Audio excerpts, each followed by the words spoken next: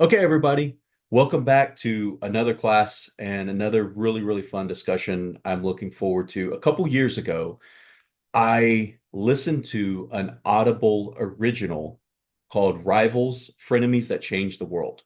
Um, Based on my research and my interest in rivalry, I was immediately drawn to this audiobook. And it's written by Scott McCormick. And it is so entertaining. The first book told four stories of historical rivalries that changed the world. And it was really, really fun to listen to. I've listened to it a few times now. Now my kids have listened to that.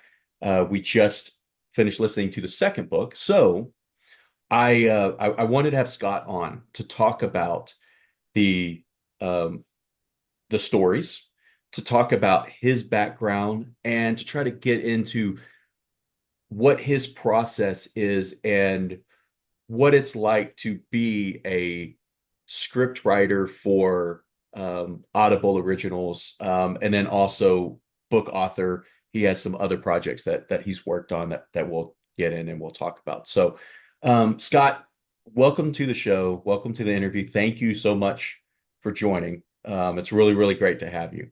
Thanks for having me. Um, as far as a background or origin story, um, can you kind of walk us through where you started, where your interest in script writing, um, being a book author, where that interest came from, and kind of to where you are today? Sure. Yeah. I guess I always wanted to write even as a kid. Um, I didn't know what I wanted to write, but I just always enjoyed writing.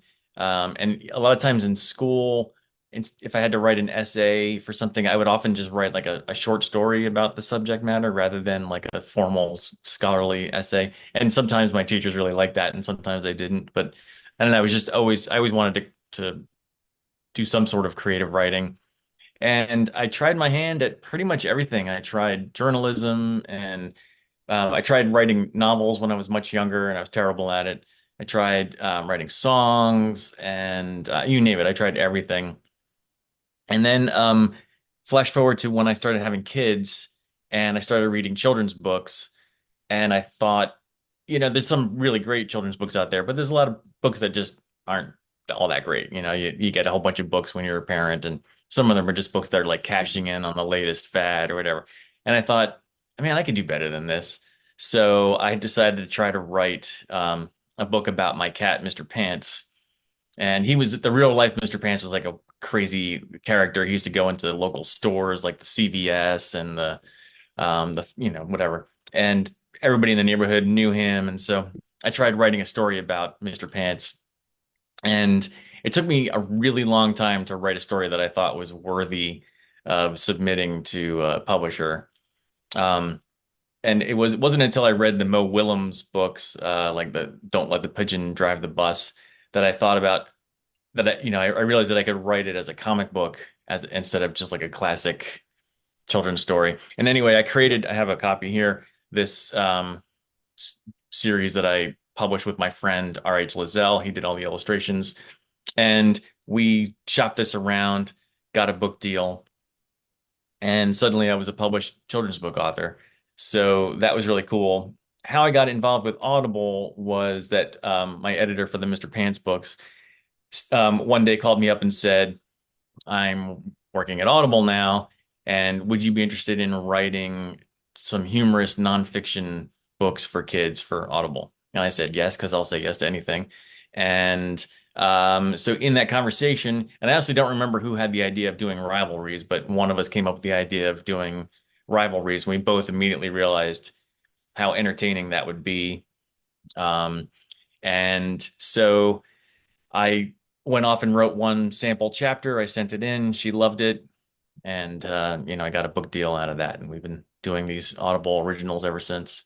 So, Very cool. Thank you. And real quick on rivalries, I mean, they are so entertaining and fascinating because people that I research and write with, we always talk about, there are there's always stories. There are always, you ask somebody how they feel about their group and about another group that's a competitor or a rival, and everybody's going to have different takes on it. And so there are so many great stories out there. And I want to come back to the stories that you've written about in the books. I want to go back real quick to when you first started writing, or I guess rather when you were shopping around the Mr. Pants book. Um, do you remember what that process was like for anybody who might want to do something similar? Yeah. So the first mistake I made was to ask my friend to illustrate the book. Luckily, that worked out because he's talented and he did a great job. But if you are at all interested in writing a picture book or a graphic novel or whatever, the advice that the pros will tell you is don't worry about the illustrations if you're not an illustrator yourself. Just write the story and submit that to an agent or an editor, and they will hook you. You know, the publisher will hook you up with an illustrator. I didn't know that. I just asked my friend, and I lucked out. So he was really talented and came up with these guys right away.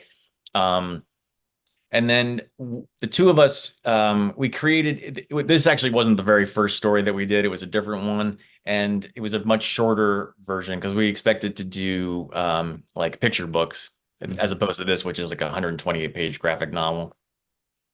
So we printed up some copies of our own and just started sharing them around with people. And like I said earlier, I've tried to be a creative person pretty much my whole life. I was in a band for a while. You see the guitar behind me, and I knew like how people would react when I would share things with them. They would say, "Oh, that's really cool," which meant that it wasn't very good, you know. But when I started sharing the Mr. Pants stories, people went nuts over these things, and I realized like, oh, this is actually really good. People like in the print shop would come up to me and be like, "Can I get one of these?" And I'm like, "Yeah, sure." So it was kind of crazy. So we knew we had something on our hands that was worth trying to pitch to the industry.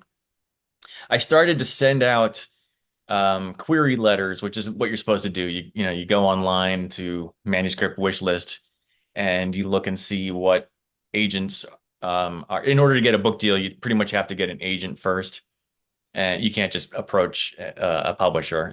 There's some small publishers you can, but any of the big players, Mhm. they need to, you know, you to have an agent. So I started sending queries out to agents online. You fill out forms and you send in your thing, and then I didn't hear from anybody. I had a big no response, nothing, and it was like I don't know, a dozen people. And it was kind of getting to the point where I was like, do I even exist in the world? Like, what is happening here? Like, when somebody finally sent me a rejection letter, I was excited to get it because I was like, okay, like somebody actually got my thing. It was kind of crazy because at the time, and they've gotten a lot better, the industry, but at the time, this was like maybe 12 years ago. Yeah, you wouldn't get responses, and you had to like jump through a lot of hoops in order to fill out these things. So it was like kind of frustrating. But anyway, we wound up not getting an agent that way. What happened was I joined an organization called SCBWI, which is like the Society for Children's Book Writers and Illustrators. And they had a national conference in New York City. And so I went to that and I had some copies of my book and I was, you know, showing them around and everybody was really impressed. And I went to a panel that was hosted by an agent. And I immediately knew that this was the guy that was going to get Mr. Pants. And so I went up to him afterwards and asked him, could I send this? And he said, yeah, absolutely. Send it to me, you know, after the conference, mention that you saw me here. And yeah, so I sent it to him and he loved it. And he worked with me to help me write a couple of other stories. He said that the story that we had was kind of cool, but it wasn't ready to be published, but the characters were great and stuff. So he worked with me for about a month before he signed me up and my illustrator. And then he made one phone call. When you get a good agent, they know everybody in the Yeah. business. So he made one phone call to dial books for young readers, and the editor there, this woman named Heather, she loved it right away, and within a month maybe we had a book deal. So Okay. yeah, Yeah, It well that forever to happen, and then it happened like that. yeah. Yeah, that's a really cool story that, it's that it's the story of perseverance, but it's also the story of like when the break comes. Yeah. Yeah. And so that's really, really fun. So then let's talk about your creative process are whenever you start out on a story, or wherever your ideas come from. I know some people kind of prescribe to the belief that you should write a little bit every day. Um, you should, a lot of I've listened to a lot of authors talk about how, they for every story that they have published, they probably have, 10 or 11 other kind of short stories that they never sent out, or that it's kind of a creative exercise. So, what is your creative process for finding a topic and then starting the process of writing and seeing that through to completion? Yeah, so I guess I probably have two different kinds of processes for writing nonfiction versus fiction. Um, my process has changed now that I do this full time to back when I was starting out and I had a day job and I was a dad and I was just trying to write. And so back then I just wrote whenever I had inspiration, because I couldn't just go and sit down for, an hour or two every single day and just write. I just didn't have that bandwidth. So back then it was really just like a lightning strike kind of thing, and I would quickly try to find something to write with and jot the idea down. Nowadays, I am writing every day, but I'm either working on a project already, um, or like right now, I'm in between projects, but I've had some ideas sitting around for a while, and I'm working on something right now. So I had a TV producer reach out to me a little while ago, and we were trying to make a TV show happen based on one of the history books, and it wound up not working out. But I have an idea that I want to pitch to this person for a TV show. It'd be like a history show. And so, it's just like ideas that you'll get a random idea, you'll make a note of it on the I'll just make a note of it on the computer, and I will either have time and inspiration to write more then, or I'll just know, like, let me come back to that. And then when I am in a situation like I am now, or I'm in between projects, I'll just go through all my notes and look for all the things that I made, all the ideas that I had. I'd be like, oh yeah, this one, I really want to, work on this one. Mhm. If it's a nonfiction book, I will then dive into research. And I know you'll have a question for me later about all that. If it's a fiction book, then I'll just start trying to flesh out the characters. So I've come to realize like the importance of character over plot or even over idea, that the characters are all important. And so I will just have the characters talk to each other just so I can get a sense of their voices, and whether this is something that's even fun, that I want to pursue. A lot of times, like you were saying, I'll write stuff and I'll be like, yeah, I don't know where this is going, or this isn't as interesting as I thought it would be, and you just kind of shelve it. And sometimes I'll have a story. I finished one a couple years ago, actually, but I'm going to be getting ready to try to publish it soon, called The Gazoon Heist. And this was a story that I had an idea for this 10 years ago, and I kept getting to a point where it's like, I don't know what I'm doing. And I just set it aside and I would work on other things. And then I would, 2 years might go by and I'd be like, oh, wait, I have an idea for the Gazoon Heist. And I'd come back, and that book took me 10 years to write, but I Mhm. finally got it done. Most of the time, these ideas just don't go anywhere and they're just sitting as a file on my computer. But sometimes, you get a world that you want to live in, and you know how to manipulate, and you come out with a product that's good. Mhm. Yeah, whenever you first started writing Mr. Pants, were your you said your kids were younger then. Mm. Um, were these stories that you would tell your kids or read to your kids, and kind of get the in a way, I mean, it's you're getting kids' approval before you, and then you can go back and edit and things like that. Yeah, I guess when I started, so I worked on the first Mr. Pan's book for about 7 years. Um, and well, people would ask me how long it took me to write the Mr. Pan's book. I say 7 years and 10 minutes. Because it was like 7 years of tinkering around, like getting nowhere. And then all of a sudden I had the big insight, and it was from reading that Mo Willems book. And I was like, oh, I know exactly what to do. And I ran over and I banged out the story in 10 minutes. Um, so, but when at that point my kids were a little young. I mean, I would read the stories a little bit to them, but they were a little too young to quite get Hmm. it. But there is a book that I wrote called Super Losers, about these kids that have like terrible superpowers, you know. And my kids were the perfect age, so I would read the book to them, and they would laugh at certain things, and I'd be like, "Okay, this is good," and they would not laugh at other things. I'd be like, "Okay, get rid of that thing." And so, Yeah, yeah. very cool. I mean, before we started recording, I shared with you that I have done a few of those things for my kids, and it is a very good gauge of interest. And one of my favorite things was when I first started writing um, a fiction book, The Prospectus Files, that is it's based on research that I have done over my career, but it's in a fictional setting. Um, I would end a chapter because I started writing it for Kindle Vella because I had Hmm. just heard what that was. And it was like episodic or chapter releases. And, the whole thing in writing for that is to keep somebody interested to read the next chapter. So every chapter kind of was sort of a cliffhanger, if you will. Hmm. And my favorite thing in reading it to the boys um, was they would always say, "That's a horrible ending," because it wouldn't actually be an ending. It'd be like, Right. "It's a horrible ending. What happens next?" And I'm like, well, that's Yeah. actually, that's what you want to happen is you want to hear what happens next. So yeah, kids are a really good kind of they're a really good gauge of things that are humorous or things that maybe need to be changed. Yeah, they don't hold back. Yeah, yeah, they don't. Specific to the Rivals books, you have two now. You finished a third one. It's off with editing, so hopefully that's out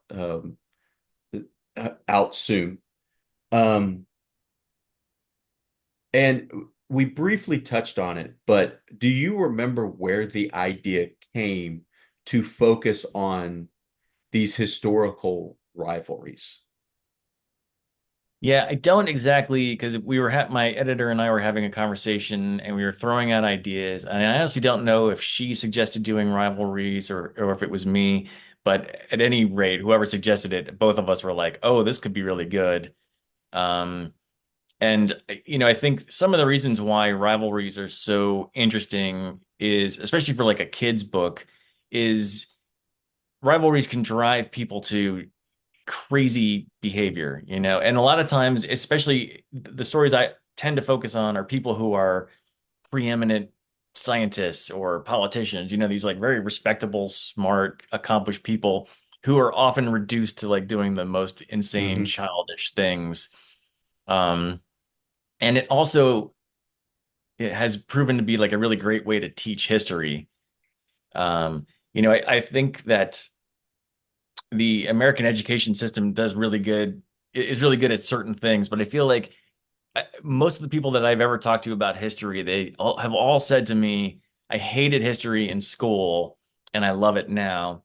And I think that's because we tend to teach for testing. And the Hmm. best way I think to teach or to test history is the dates and names and all this memorization stuff. And you don't really get any sense of the people as people. They're just names and dates and, oh yeah, this war and that war and this person signed that, and it's like none of that is interesting in the slightest. But when you focus on actual human beings, engaged in behavior that we can all relate to, it suddenly it's super fascinating. And so, maybe you're talking about ancient Rome or the American Revolution or whatever it is, the stuff that was like previously just like a bunch of names, all of a sudden it's like, oh wait, okay, now I get it. These are actual human beings doing ridiculous things. Yeah. Yeah. And that that spawned probably three or four questions that I'll forget some of them, but I'm gonna I'm gonna try to go down the list in my head. One, you mentioned about writing or it's become a good way of teaching history to Hmm. kids. And it did make me think something you were saying earlier about this also. Um, do you know do you know the demographics of the people who listen to these stories? Are they used in schools? Are they you because I mean with this is just one case study, but with my two kids, they want to listen to all of them and they want to listen to them over and over again. So do you know, are these used in schools? I've heard anecdotally a few people mention to me that they've used certain chapters in schools. I think sometimes may be hard to find a way to use like an entire book in, Yeah, to fit it into your curriculum. But I've heard anecdotally from maybe three or four teachers. yeah, And then demographic wise, I honestly don't know. Whenever I look at the reviews, they're all written by adults. And okay, so I tend to think like I know they were marketed as kids' books, and I write them not necessarily for kids, but to appeal to families. And so I sometimes wonder, like, are kids actually listening to it, or is it just a bunch of adults that are listening to yeah. it? Um, Well, and you know, one thing that like from my perspective, when you I listen to audiobooks a lot. That's my preferred because I'm always doing multiple things. And so I will listen to an audiobook because I can listen to it multiple times. And so if I miss something in the moment, I'm not as worried about it because I'm going to listen to it again. I'm not as worried mhm, about it as if I'm sitting down and trying to read a physical book. right. So, but also when you're listening to audiobooks, I said before we started recording, I've kind of stumbled on more and more audiobooks and podcasts that are more of the dramatic readings and more of the like the drama productions of kind of like the old radio dramas. And they're really, really fun. And it is a really like it's a really, really great way to learn more about these individuals from my perspective. Uh, and I really, really enjoyed for the first book, I really, really enjoyed Adidas and Puma. That's Mm, actually where I learned that it's Adidas and I not do that. Oh, nice. Adidas. And as I said, that's something that I forget the first time I had heard of that story. So we actually discussed that in classes. And it's like, hey, these companies were started by two brothers. Um, it split this town apart. And so it's really, really fun to listen to more of that story that's fleshed out. Mm, Um, and the same with I'll say the same with Hamilton and Aaron Burr because mhm, obviously there's a very, very popular musical that goes out and was a world phenomenon. And for time's sake and for story's sake, it's not going to tell the full picture. right. Um, And obviously, when you write a story about one individual, they are the protagonist of their story. Everyone's the protagonist or the hero of their story, right? And so it was really, really interesting to hear that, it was actually Hamilton, the one who was kind of instigating all of this conflict with Aaron Burr Yeah. over the course of their lives and their careers. Um, so research wise, um, how much research goes into each one of these stories. Yeah, a lot. I just shared a picture on Instagram the other day of a stack of books that was higher than my head that was just for one chapter in the latest book. And that's pretty typical. I will read, you know, hundreds of thousands of words in order to write the 6,000 words or whatever that my story is. It's kind of crazy. So sometimes like with the Pirates book, um, there's not a ton of resources about pirates. Not Hmm. like primary resources. And so then the stack of books was a lot smaller because there just aren't that many. There's books about pirates and that's cool, but if you try to read like there just aren't any original resources. So sometimes, and that was actually kind of an easier one to do because I didn't have to do so much research, that just Hmm. wasn't enough to do. And every once in a while, I'll find a story that's really hard to dive into because there's just not enough. The Vikings was another one that was really hard Hmm. to find resources on. And then sometimes I just in the new book, I'm touching on the Russian Revolution Yeah. and the rivalry between Stalin and Trotsky. And that was a case where I had so much material. I was kind of at sea there for a while. Like I was so Yeah. inundated with material. So sometimes you can have too much and you kind of lose the plot a little bit. Um, yeah, so I tend to do about a month. I tend to spend about a month on each chapter, Right. and 90% of that is just reading and taking notes. So, Do and how do you take something that has so much research? You mentioned the Russian Revolution. I'm also thinking um Hamilton Burr, I think has quite a bit. How do you take all of that information and essentially get it down to, you said about 6,000 words of a mm, script? The For people who haven't listened to the books, I strongly urge you to. Each story or each chapter is about 25 minutes, 25 to 30 minutes long. yeah. And so how do you take all of that information and you get it down to that bite-sized story? Yeah, sometimes it's hard. So like the very first story in the first book is about the Bone Wars, the Hmm. paleontologists, and that one was kind of perfect. There was one book that gave me most of what I needed, and then I was able to supplement that with usually when I'm writing these things, I'll often have a question like, what year did this happen? And then this book doesn't have it, so then I have to like dive into so sometimes it's kind of easy. Somebody's already done like the lion's share of like summing up the story, and then I can just augment. But with the Russian Revolution, for example, that one was really hard. I wound up reading an entire book about Lenin and about Stalin and about Trotsky and the ground's eye view of the Russian Revolution, and just trying to feel like what do the readers have to know in order for this rivalry to make any sense? Hmm. I guess is really kind of where I start. And with Stalin and Trotsky, they have to know about the Russian Revolution, and like once you make that decision, that's a big topic. It took place over 20 years essentially, right? There was like all the stuff leading up to it. So you have to kind of sum up like all the unrest that was going on in Russia at the time and the various groups that existed that were trying to, there's all this stuff. And so you can definitely get into the weeds and get bogged down with some stuff that's really interesting.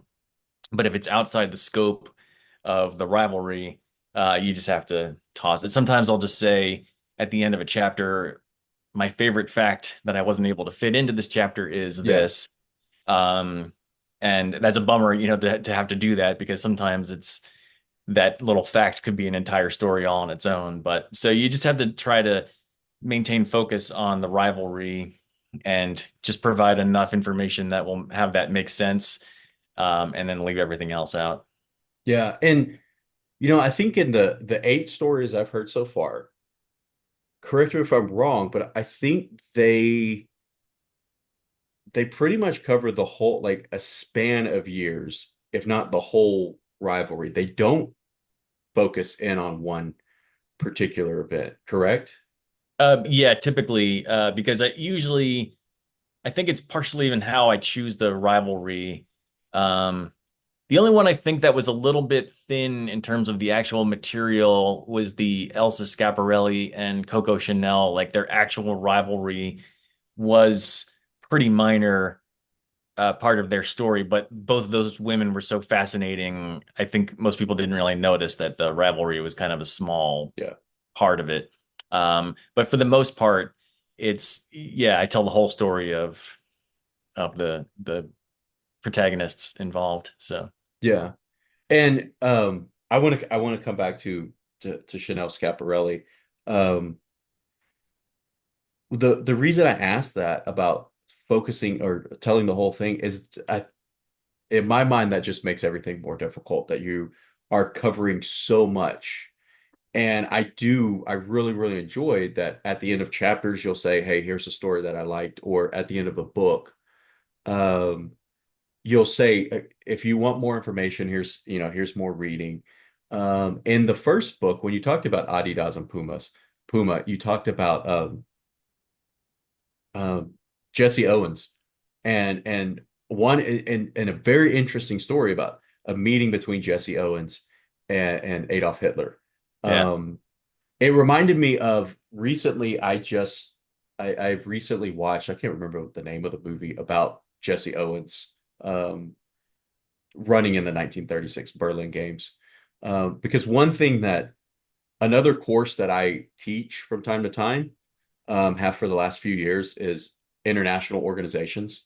And mm, so we spend a lot of time talking about the Olympics. yeah, And so we spend a lot of time talking about, the what the how countries try to use the Olympics to put kind of put forward a good face with the rest of the world. That's what happened was happening in 1936.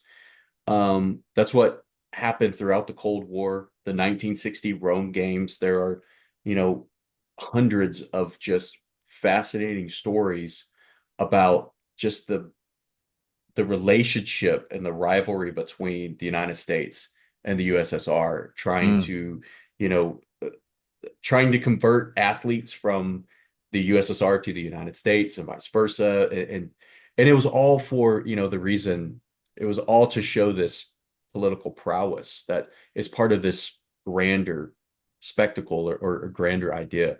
So it's really, really interesting that that you mention those in the book, that mm. these are details that, if you want more information, go read more information about that. Are there any particular well, speak briefly about the what you found so fascinating about the interaction between Owens and Adolf Hitler at the Berlin Games. Yeah. So it's been a while, so I'm not sure how much of it I remember. But um, Hitler was not dismissive of Owen. Like secretly, like behind the scenes, he was really upset. But he actually met Owens and I think said some rather nice things to him. And Owens came away feeling pretty good about the interaction, as opposed to I don't think FDR ever met with Jesse Owens. And so here he was coming back to the United States and feeling slighted and being slighted by the president of the United States, whereas Adolf Hitler was actually, on the surface, very nice to him. So that's most of what I took away from it, but I don't remember more details than that. Yeah. Well, and it's also fascinating. I like that you mentioned like you mentioned Jesse Owens not being able to compete in the Olympics again Hmm. because when he came back, some of the sponsorship deals that he were not even really sponsorship deals, they were just, um, at that time, smaller sponsorship deals, I guess that took away his amateurism and Right. so Yeah. all of those things are fascinating. Another thing I find really cool about the two books so far is you tie back to from book two to book one. There's a particular instance that in book two where I can't remember which chapter it is, but you tie it back to, I believe, Adidas and Puma. And you tie these certain, it's it it's also a really good for me, a marketer. It's a really good lesson in that kind of cross promotion that, you enjoy this one, go back and listen to this story. about And I like to this. throw Easter eggs in all of these Yeah. books with little snippets from other ones, and yeah, it's just fun. Yeah. Where did where did the person calling out Jersey come from? Yeah, I don't know. I because it's not like something that people actually do, but in my head, it just seemed like the perfect thing. And then Yeah. it became a running gag. And I actually have it in the third Ravels one, even though there's no mention of Jersey at all, but there's a French town that has like a similar name. And so I have a guy saying it with the same voice, but I think the town is like Dwazy or something like that. And so Yeah. it's just like a funny little bit that I don't know where it came from, but just I think it's in all of them. Yeah. One so one rivalry that I find really interesting, and me being a fan of Disney, Disney movies and the Walt Disney Company, the theme parks, um, when I listened to the chapter of the Schiaparelli Chanel rivalry, and there's the story of one of them getting lit on fire at the other's party.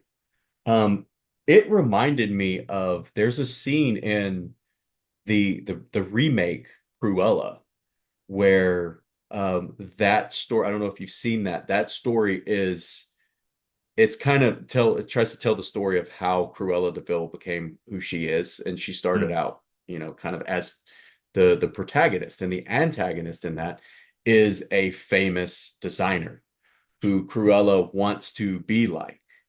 And it when I was listening to that chapter, it there were a lot of comparisons that I made in my head to that Yeah. movie.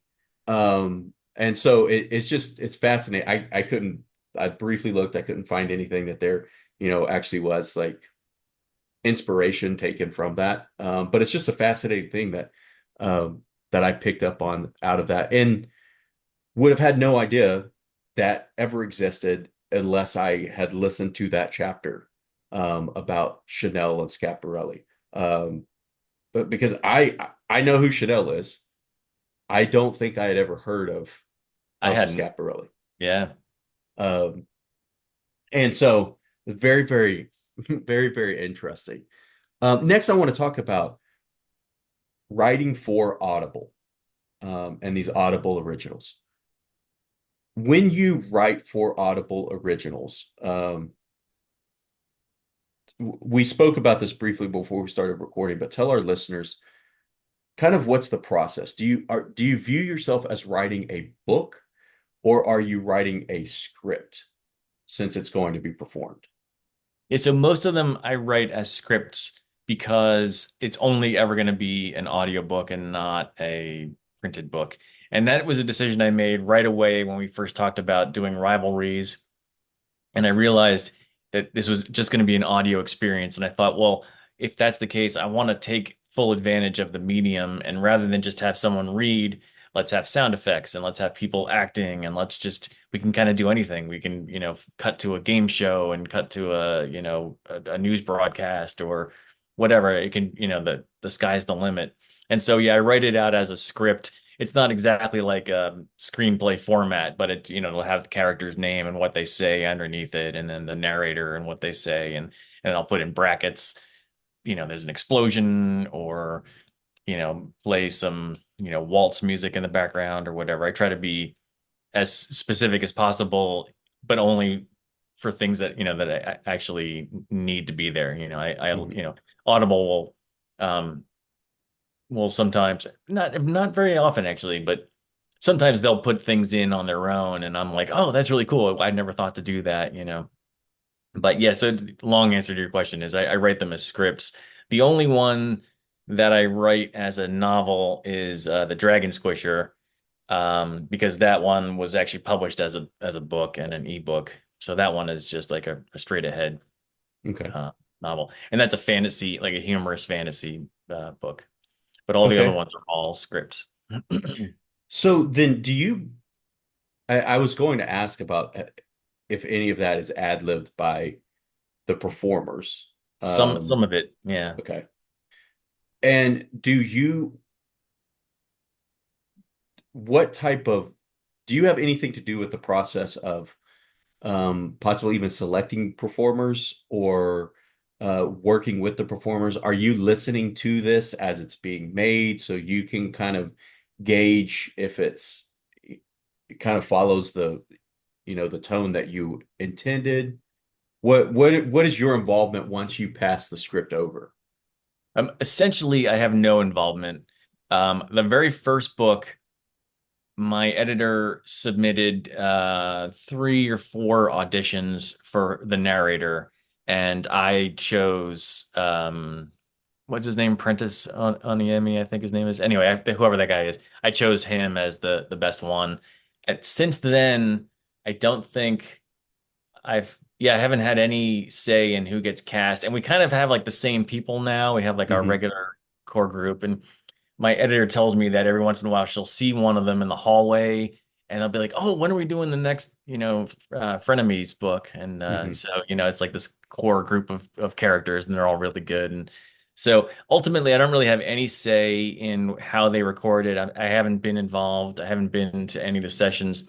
I'm hoping to go up to the session for Rivals 3 because my editor keeps saying you should come up for one of these. And it's just like, never worked out. But this one, I'm hoping to be there just so I can witness it. I won't have any input, but it'll just be fun to watch them record it, and maybe they'll even let me say a line or something. But we'll Yeah. see. Um, They have you so uh do you write in the script the like this person needs to have this certain type of accent or this person uh one in particular I'm thinking of is in the story of Mary and Elizabeth in the first book. You make a note at the end of the chapter, or maybe it's at the end of the book, I can't remember that. um you made, I believe it was Mary, you made Mary sound like a valley girl, and like you make a note to say like that's she was this very impressive person, like that was for dramatic detail. Um, so you're writing that in the script so that they can cast that role, or are they once they cast? Because there's also someone that's in the second book that sounds to me sounds like a very popular somebody doing the voice of a very popular mouse. Are those things that you have kind of planted, or are is that all the performers that are doing that? yeah, it's almost always me. I will almost always say, did this person a Southern accent, or this person should sound Russian, or whatever it is. Um, just because I want it to, because it'll fit in with the joke or Yeah, whatever. I get, there's probably a few times when I haven't made any note and someone has come up with something. But it's almost always based on my notes. yeah. Mm. And so now you we mentioned it earlier. There are five of these books. Two are rivals. The first one rivals frenemies that changed the world. The second one rivals more frenemies that changed the world. Correct. Mhm. Yeah. And then there's one the ones that I have not been able to listen to yet. There's an Audible original Vikings. There's one about spies, which sounds incredibly fascinating. Mm. There's one about pirates. And so when the the ideas about books other than specific rivalries, are those books that are pitched to you? Are they ones that you have those ideas? How does that work? Yeah, so it has been both. I think I suggested a bunch of, I think how so the first one, the third book that I did was Pirates. And if I remember correctly, I submitted a list of possible subjects to do, including spies and other things. And so I believe that was my initiation. I said, "Hey, what you want? Let's do something that's different from rivalries and but the same kind of storytelling format." And so then my editor said, "Okay, I love it. Let's do pirates." And so we did pirates, and then after that we did spies. And then for Vikings, my editor actually out of nowhere said, "Hey, you want to do one about Vikings?" And I said, "Sure." So. And then for Rivals 3, that was again my initiative. I said, let's go back to rivalries because there's some really cool ones that I want to touch on. Hmm. So Can you tell us, well, you mentioned one of them, the Russian Revolution, but can you tell us some of the other stories that are in the third book? yeah, and so I submitted my first draft to my editor. It's possible that one of these will change. That hasn't happened before, but so subject to change. The ones I wrote about are so Stalin and Trotsky. I wrote about these two medieval queens, Brunhilde and Fredegund. They Okay. were Frankish queens in like the 500s, and crazy, crazy story. Like if you're into Game of Thrones kind of Okay. manipulation, and lots of death, lots of people getting killed back then. Life was very cheap. That's a great story. Um, Another sibling rivalry, the Kellogg brothers. Okay. So Will Kellogg, who started the cereal company, and his brother John, who was a doctor and ran the Battle Creek Sanitarium, they hated each other, all sorts of shenanigans. And it's a really cool story about the transition of America from being an agricultural backwater into a industrialized society, basically. Okay. Very cool. And then the fourth one was about Douglas MacArthur and Harry S. Truman during the Korean War. Okay. So yeah, and that was a crazy rivalry that like brought us to very close to World War III. Kind of crazy. Okay. Yeah. And we asked before we started record, or we talked about it before we started recording, but the rivalries that you have focused on, they are ones that you can tell the full story. So these most of the people are have passed away, or there's not really kind of the relationship that goes on, it's not an ongoing rivalry, kind of like, I mean, you mentioned the Yankees Red Sox. It's not like the Yankees Red Sox, which is will go on as long as those two teams exist. The one Mhm. I think that seems to come closest to one that would be ongoing is Adidas Puma, because of Right. those companies, not the two brothers.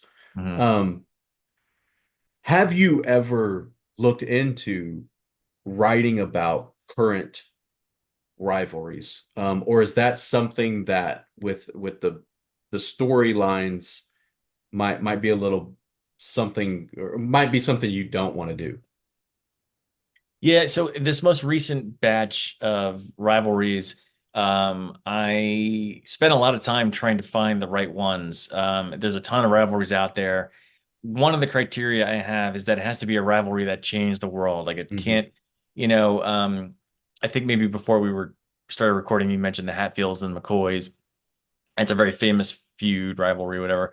But I have neglected to go over that one because I felt like it was very contained Yeah. to them and it didn't have like a broader impact. And I think that the only reason really that I haven't chosen a more recent or ongoing one is that the impact has yet to be seen Yeah. uh, a larger scale. So so that's one concern. It's just that I haven't found one that I thought was that has changed the world, so to speak. And it could be a decade or now from now before we have any idea how some of these more current rivalries play out. The other thing is when I was doing the chapter on Muhammad Ali and Joe Frazier, I ran into the problem of Muhammad Ali being one of the most famous people of all time, and everybody knows how Muhammad Ali talks. And um, it was interesting to write a dialogue for him knowing that this is, like, so for example, with Mary Queen of Scots, I turned her into a Valley Girl, which I kind of regretted doing, but I could do that with her because she's been dead for 500 years and Yeah. nobody cares. Can't do that with somebody like Muhammad Ali, like everybody Yeah. knows. And so you're really kind of limited to how much fun you can have with that person. Um, so that could be a concern, for a rivalry of someone that's alive now and that people know about. It'd be kind Yeah. of weird to Yeah. mess around with them. Well, and that brings up a good question about Muhammad Ali, specifically about him. I'm trying to think other rivalries. I'm not sure the other chapters have stories about, well, Hamilton has a musical now. It's a pro shoot of a musical, so it is a movie.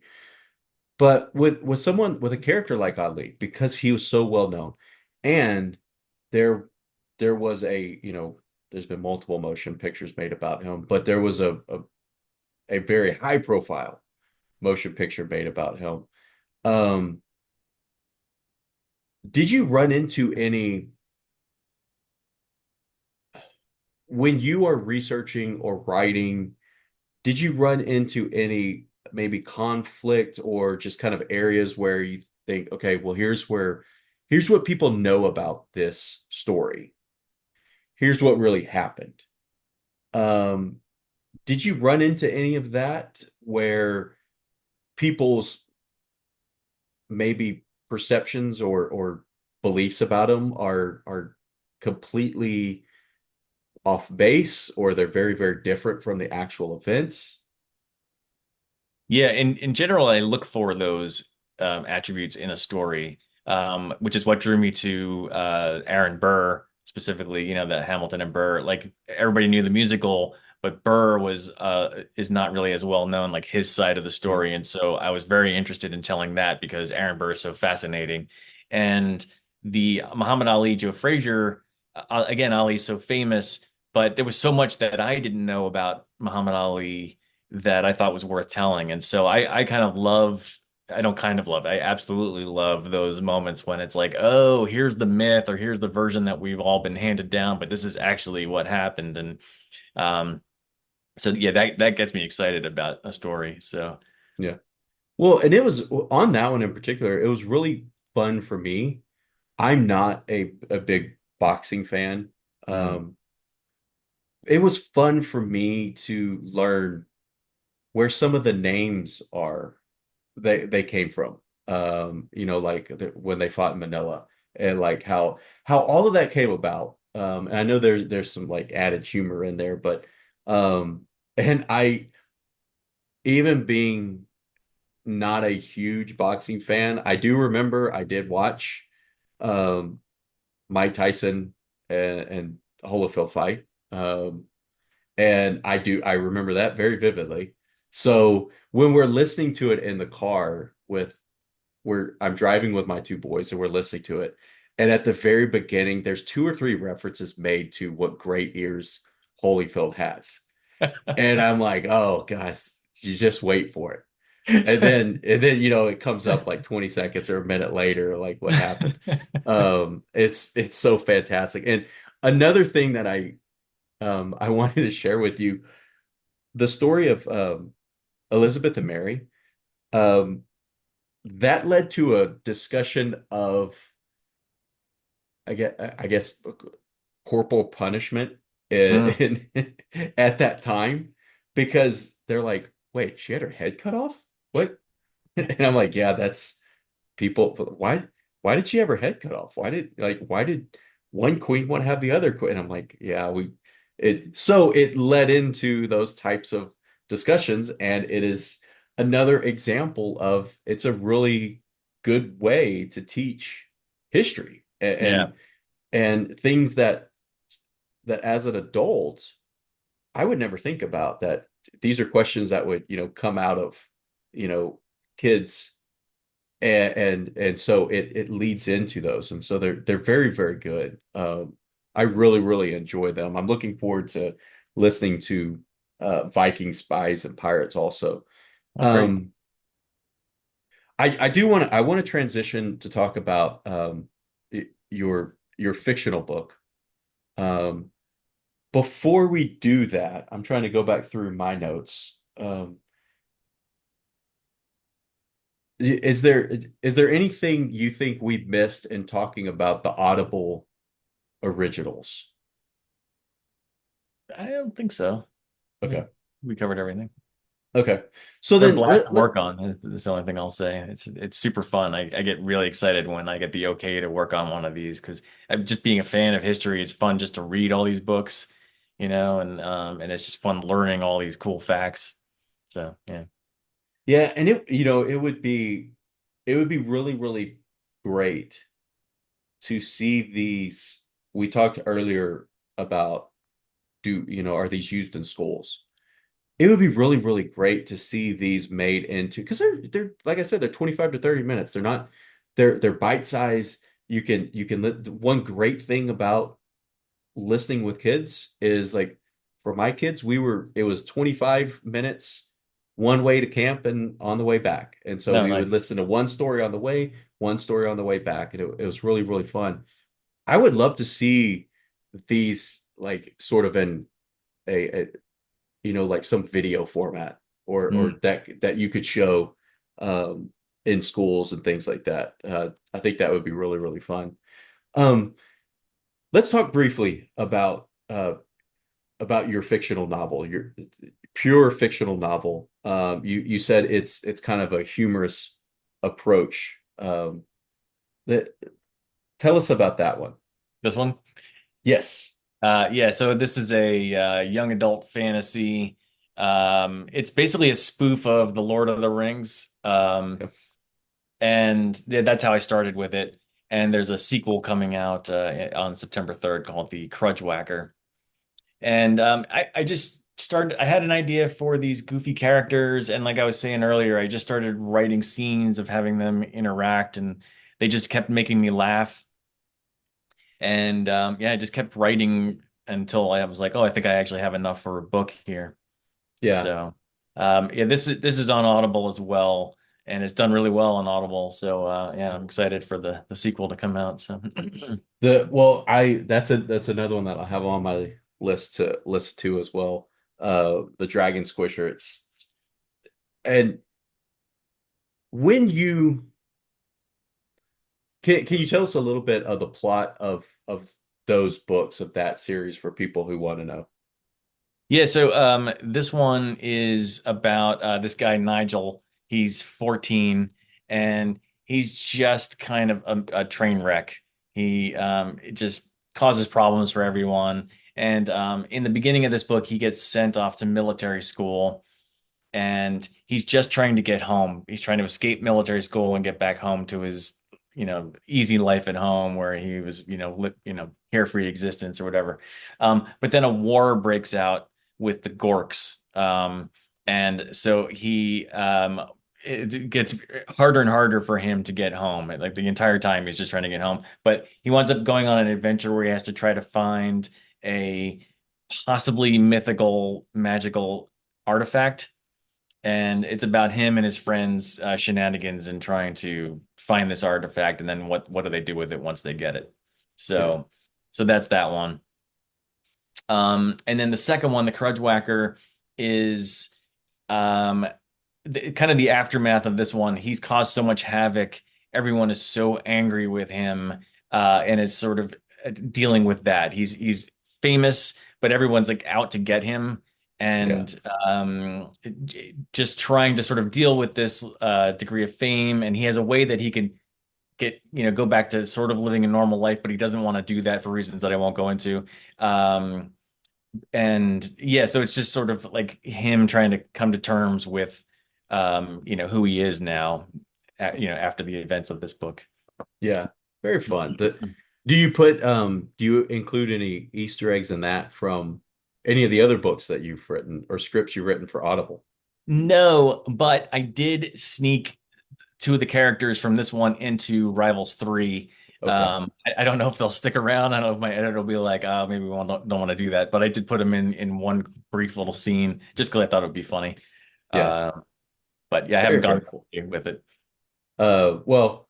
Well, I for one hope they get to stay in. I love looking for and trying to catch Easter eggs different places. It's really, really fun to do.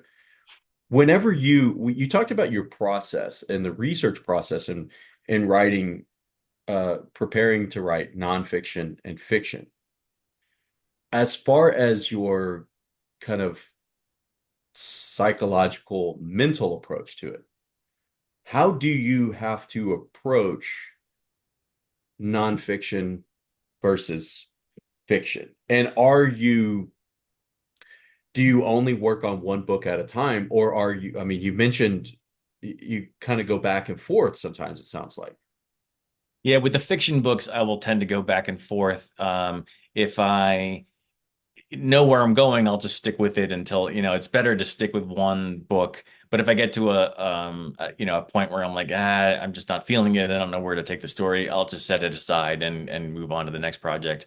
With the nonfiction books, those I just, because those are all what am I looking for? Like I'm a contractor, so they Yeah. they hired me to write these books, and so it's just a job. So I just sit down and I work on it for 3, 4 months or whatever it is, Okay. and not go through it, and then I move on to the next thing. So, and in terms of like the psychological aspect with the nonfiction, it's really just about trying to make sure that I can tell the story that I want to tell, and make sure that I have the sources that will back that up. A lot of times when I'm looking for a story, what the first thing I do is I'll just do like general um, searches on Google. If I'm doing about pirates, I'll just look up, who are the funniest, coolest pirates or whatever. I'll just get a whole list of pirates and just in like that quick Google search, I'll come up with a list of maybe 8 pirates that I'll submit to my editor, and they will help me narrow that down to 4, with the understanding that sometimes things just don't work out. And so there was a pirate that I wanted to write about who existed in World War One, and I thought that would be a really cool story. But the minute I did any actual research, I realized like this is just one of those internet things, and that the reality is that this guy wasn't actually a pirate. He was just a captain in the German Navy. He just happened to sail a sailboat and not a steamship. So it's kind of a cool story, but he wasn't a pirate, so I had to ditch it. Yeah. Um, with Rivals 3, I had to ditch 2 of the stories. They were fascinating, but for various reasons, it just didn't work out. And so my mindset is just I got to make sure that it fits within the parameter of the overall, is this a rivalry that changed the world? Is the stuff that you learn on the internet actually true? All that stuff. Is there enough meat here to do a chapter?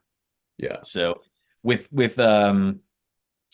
fiction, it's really about, do I actually have anything to say? It's cool. It's one thing to just tell a story, but like I want the story to have meaning beyond just the story. I mean, it Yeah. doesn't have to be especially profound, but there has to be something that drives me to want to spend, several months to even a year or longer in this world. So I think that's what it is. It's just, am I still interested after 2 months of writing this stuff? Sometimes I just kind of lose interest and, you know, set it aside. Yeah. I don't know if With that with answers the your question. No, it does. It does. Thank you. With the fiction books and the stories, they're written for young adults. So are you trying to I mean anything that's written for young adults somewhat is kind of a coming of age story, learning things along the way. Do you set out to is that one purpose of writing these books for you? That you want to kind of teach what it is to, to grow up, make a mess of things. How do you deal with that for, this teenager who's probably learning how to deal with this for the first time? Is that something you try to do in your stories, or are you just looking for kind of what would be a good story to tell, good plot and things like that? Yeah, I don't know that it all has to be sort of coming of age stories. Some of the stories that I haven't published yet are have older characters. They're not necessarily young adult um, stories. So sometimes it's just I just have a story I want to tell, but there's also like that sub layer, Hmm. the subtext, what's actually going on. So like I mean, part of what this book is about is realizing that what you've been told about the world isn't actually true, and Hmm. that the reality is totally different. You've been told that these guys are the bad guys, and then when you come face to face with them, you're like, oh wait, these people aren't any different from us. That Yeah. that kind of stuff. So every book has some kind of subtext to it, and sometimes a lot of my books are about younger kids, and so I think like part of that is definitely coming of age and learning about the world. But that doesn't have to be it. It could be, whatever makes sense with that story. Yeah. Yeah, I mean, it's great to thank you for talking about all that. A couple things before we get into our rapid questions. Before we started recording, um, you had mentioned a a fun screenplay you had written, dealing with Disney villains, that is different from like a story like The Kingdom Keepers and other things like that. What was what was that screenplay, and what was it like to write that screenplay? Yeah, so it started out not as a screenplay, but it was about kids in a library, and book villains were coming into the real world, and these kids were having to put the book villains back in. And it was kind of cool, but it just was missing something. And for whatever reason, maybe I'd been watching a bunch of Marvel movies. I don't know what it was, but I thought, what if it was Disney? And so as I was thinking this, I was like, why am I writing the story? Like, I'm clearly never going to be able to sell it. I don't own the rights to any of these characters. This is the dumbest thing I've ever done. But once I had the idea, I had to write it.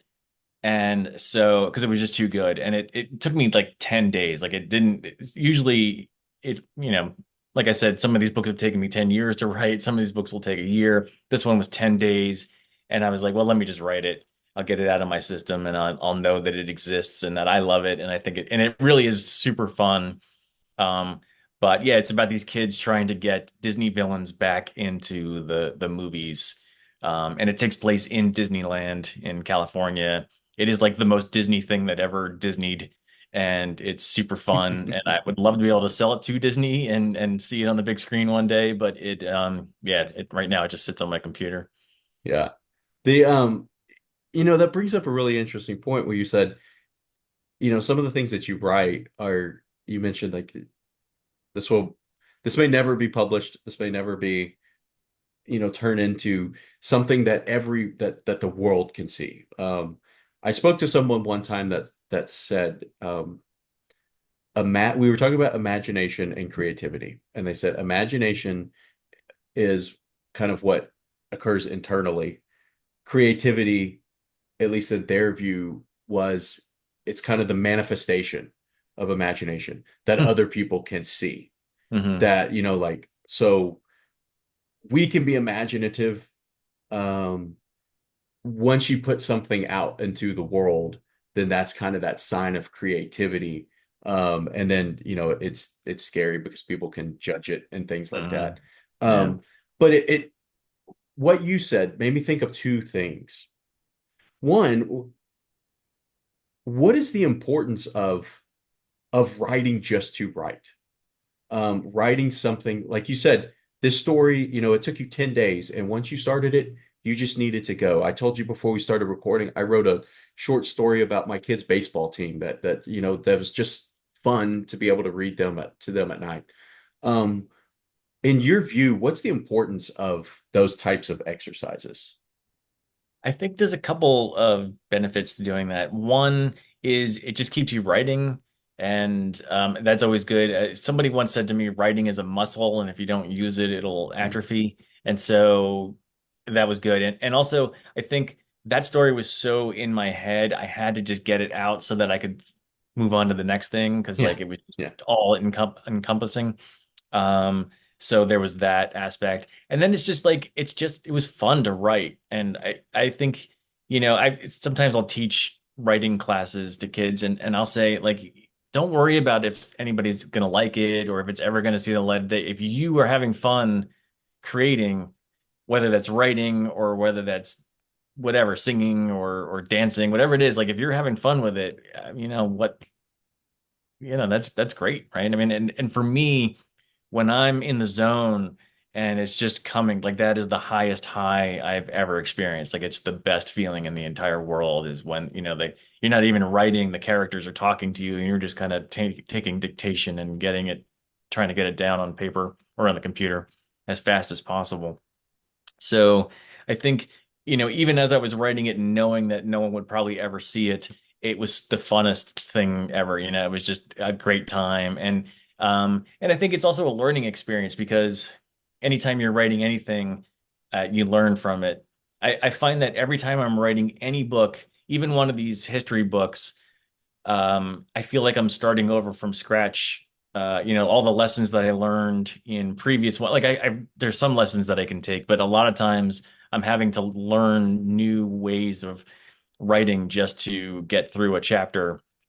What worked for Muhammad Ali and Joe Frazier will not work for Adidas and Puma and and so on. So there's just the learning aspect of it. Yeah. Um, Truly fascinating. Thank you for sharing that. Hmm. The before we get to the rapid questions, um, what what advice would you have for someone who wants to write in any creative capacity? What would be two or three things that you would tell them they need to be doing to you said like to work on their writing muscle, so to speak. Hmm. What would be your advice to people? One piece of advice I have, so I just gave this the other day, is to write all the good parts first. So somebody was saying that when they were writing, they got stuck in a part of the story. They didn't know where to go. And I said, well, do you have ideas of what's going to happen later in the book? And they said, yes. And I said, then write those parts. And this is what I do because I'll get stuck all the time. So I'll just skip ahead and I'll just write a scene that I just want to write because I just think it's funny. And a lot of times, doing that will give me ideas on how to get to that scene, that whereas before I was totally stuck and I didn't know how I was going to get there. Once I start writing that fun scene, it's like, oh wait, now I know how to connect to that. Or it'll give you a thing that you can use. So for example, in this book, the Mr. Pants book, um, w- one of the first stories I wrote was one of the last stories in this chapter, and it's filled with all of these little things like a backpack and a doll and all these little items that I then used incorporated in the earlier stories. And so Okay. sometimes you give yourself these little gifts that you can then backtrack and use. So advice number one is to write all the fun parts first. And that'll often give you ideas, for other fun scenes. Um, Another piece of advice I always tell people is don't give up. Whether you're trying to finish a story or whether you're trying to sell a story or have a career as a writer. I'm 53 and I spent 30 years of my life just like failing at trying to have a writing career in one thing after another. I just fail, fail, fail, fail, fail until I finally found the thing that I was good at. And it wasn't even something that I ever thought I would be doing, writing children's books. And here I am doing it. So yeah, I can't stress that enough. If writing makes you happy or whatever it is, if you like dancing, if you like playing an instrument or any kind of thing that you want to do, if it makes you happy, keep at it and keep trying new things with it because you just never know. Mhm.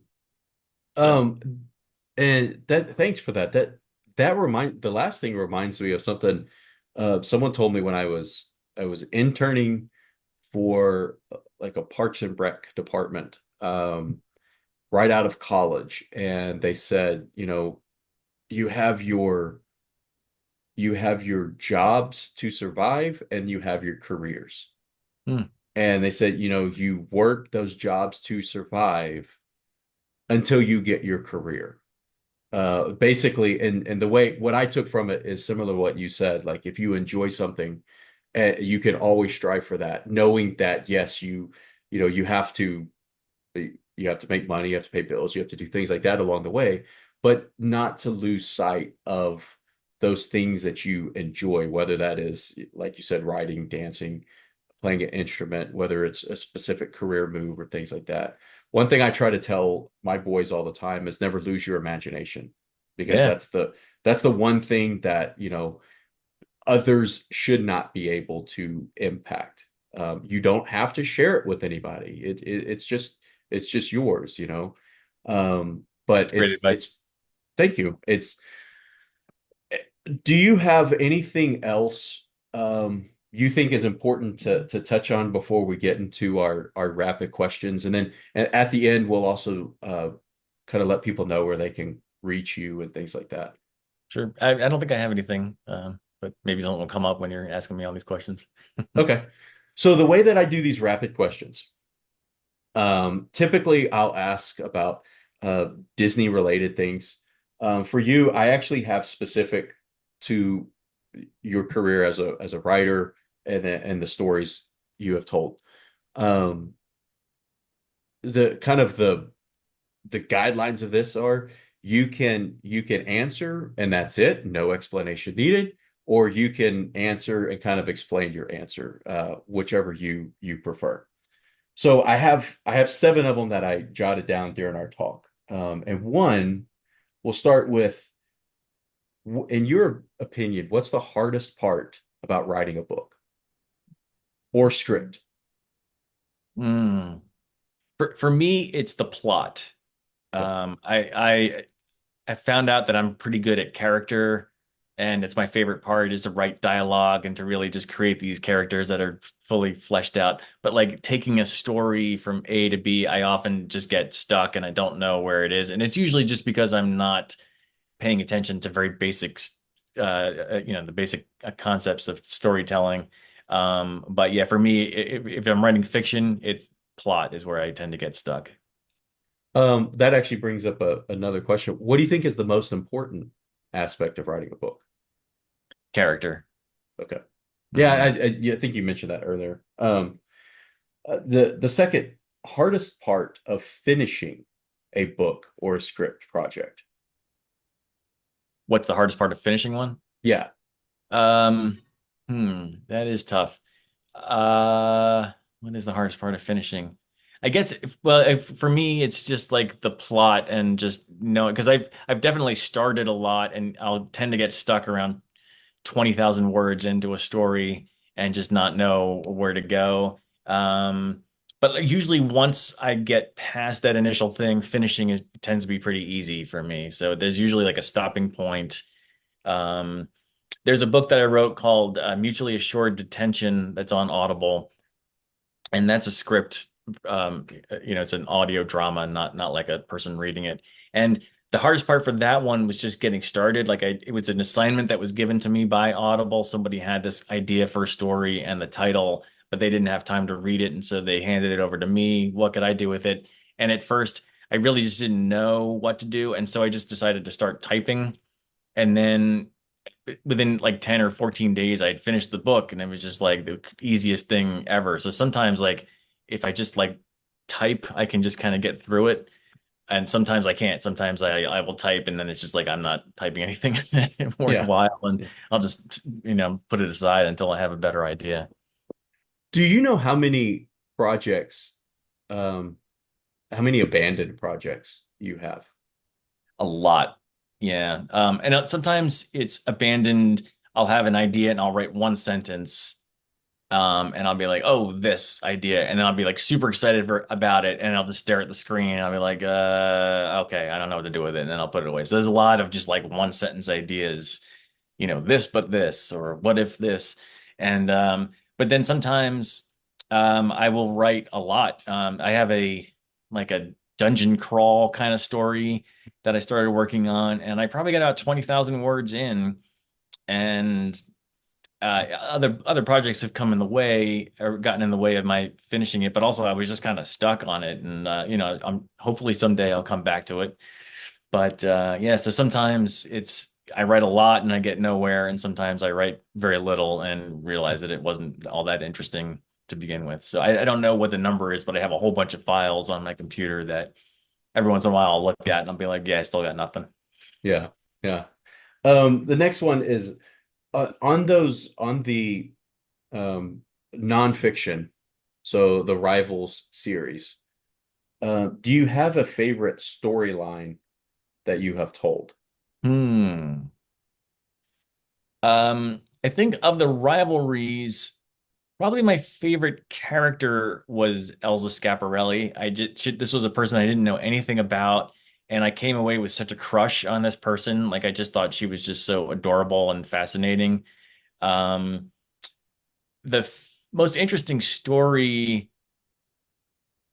I guess I'm going to go with the one I just wrote about the Russian Revolution, also because they didn't really know much about the Russian Revolution, and so that was just a really cool story to tell, Stalin and Trotsky, and talk about a story that changed the world. That's one of them. So, Yeah.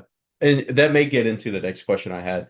A favorite, well, favorite rivalry detail? So not the whole, one specific rivalry, but was there one particular thing that stood out to you about a detail about one of the rivalries you've written about? I, hmm. I think there's like a kind of a category of detail that is when I learned like so here's one. I learned a random fact about the Russian Revolution that Vladimir Nabokov, the guy that wrote Pale Fire and Lolita and all those books, he was actually there in St. Petersburg as a kid when the October Revolution happened. And I just am always fascinated when random people that you don't associate with the story that you're talking about are somehow connected to that, you know. So that's I think like my favorite kind of cool fact to learn. Is that the Okay. you're asking me? Yeah, yeah, yeah. Yeah. I have three more because I you made me think of two additional ones. Cool. The do you have a favorite rivalry that you've written about out of the now, well, now I guess it would be 12 that are going to appear in three books. Um, I think I still always keep thinking about Hamilton and Burr, partly because I'm just a sucker for the American Revolution, and I never was as a kid. I was always kind of bored of that subject when I learned about it then, but now, having read so much about it, it was such a gateway that particular story to other fascinating figures. And in fact, I'm working on something right now that is related to the American Revolution, and so that might be my favorite. Not so much just for that story, although that story is fascinating, but for how much it has fueled my hunger for all things Continental Congress and all that stuff. Yeah. Yeah. Um, what any future books? What is there a rivalry that you want to tell the story that you haven't so far? Yeah. There is one, and I guess don't want to mention it because Okay. I'm not quite sure like in what format that I want to talk about it. I thought briefly about including it in this one, but I've actually been like toying with the idea of writing a musical and for Audible. And so I think I want to pitch this story as a full-blown Okay. musical. But yeah, there is one that's like an incredible story, and yeah, I definitely want to tell it. Well, that's now that's definitely on the list of things for me to look out for. Another, I love musicals. I love listening to the music. So musical soundtracks, that would be really, really interesting on Audible as well. And the last one, um, uh, rivalry, not rivalry, nonfiction, fiction, anything. Is there a story that you want to tell that you haven't told so far? Well, I mean, there's some books that I've written that I'm eager to release into the world. I don't know if that's what you're talking about. Yeah, I mean, ones that, yeah, it could be ones that you haven't written, ones that, in your case, you have people haven't seen yet. Um, Yeah, so there's that musical idea is definitely a story that I want to tell, whether it turns into a musical or not. I definitely want to tell the story.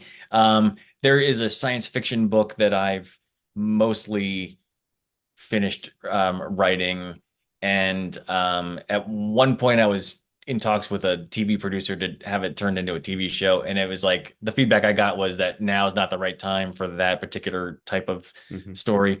And so I definitely want to put that out into the world, whether it's just as a book or whether it becomes a TV show at some point in the future. I don't know, but it's a really fun time travel kind of story. So those are two that I'm eager to get out into the world. Okay. Well, thank you. And those are the rapid questions that Cool. I have. So thanks for doing that. It's been a lot of fun, Scott.